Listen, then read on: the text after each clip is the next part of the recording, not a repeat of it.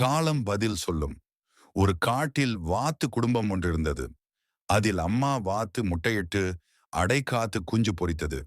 பிறந்த குஞ்சுகள் அனைத்தும் அடர்ந்த பல வண்ணங்கள் கொண்ட முடியுடன் அழகாகவும் துருதுருப்பாகவும் இருந்தன.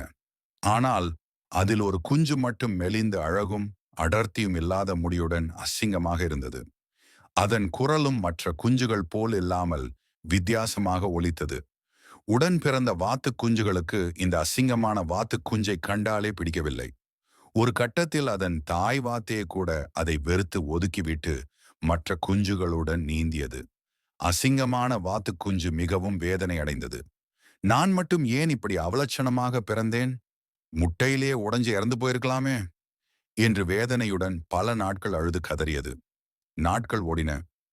மற்ற வாத்து குஞ்சுகள் வளர வளர மேலும் அழகாயின.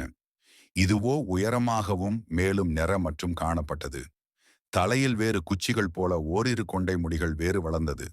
அதை இன்னும் அசிங்கமாக ஆக்கிற்று. தினமும் வேதனையும் கண்ணீருமாக தனிமையிலே வாழ்ந்து வந்தது. சில வேளைகளில் அன்பாய் அம்மாவையும் சகோதரர்களையும் நெருங்கும்.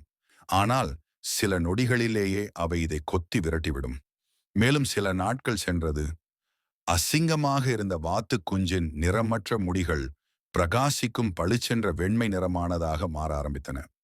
தலையில் நீண்டிருந்த முடிகள் அழகான கொண்டையாக மாறிற்று. இறக்கைகள் பலமடைந்து நீளமாகவும் மாறிவிட்டன.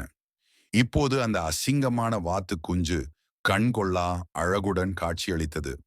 அம்மா வாத்துக்கும் கூட பிறந்த மற்ற வாத்துக்களுக்கும் ரொம்பவே ஆச்சரியமாக போனது. அதன் அருகில் நெருங்கக்கூட கூச்சமடைந்து வெட்கப்பட்டன. நடந்தது என்னவென்றால், ஒரு அன்னப்பறவை தவறுதலாக வாத்தின் கூட்டத்தில் முட்டையிட்டு சென்று விட்டது. இது தெரியாமல் வாத்தும் தன்னுடைய முட்டை என்று எண்ணி அடை காத்து குஞ்சும் பொரித்து விட்டது. அதுதான் அந்த அசிங்கமான வாத்து குஞ்சு. ஒரு நாள் வந்தது.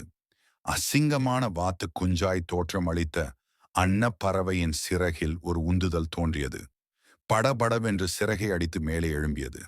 கேலி செய்தவர்கள், வெறுத்து விரட்டியவர்கள் எல்லாம் வாயிலும் வயிற்றிலும் அடித்துக்கொள்ள அன்னப்பறவை கம்பீரமாய் வானத்தை நோக்கி உயர உயர பறந்து ஒரு புள்ளியாக மறைந்து போனது. எவர் கண்டார்? உங்களை தூற்றுபவர்கள் யாவரும் வாத்து கூட்டங்களாக கூட இருக்கலாம். உங்களது அபாரமான திறமையான சிறகுகள் வளர்ந்து உங்களது காலம் கனிந்து அன்னப்பறவையாய் மாறும் காலத்தை நீங்கள் மிக அருகில் நெருங்கிவிட்டீர்கள்.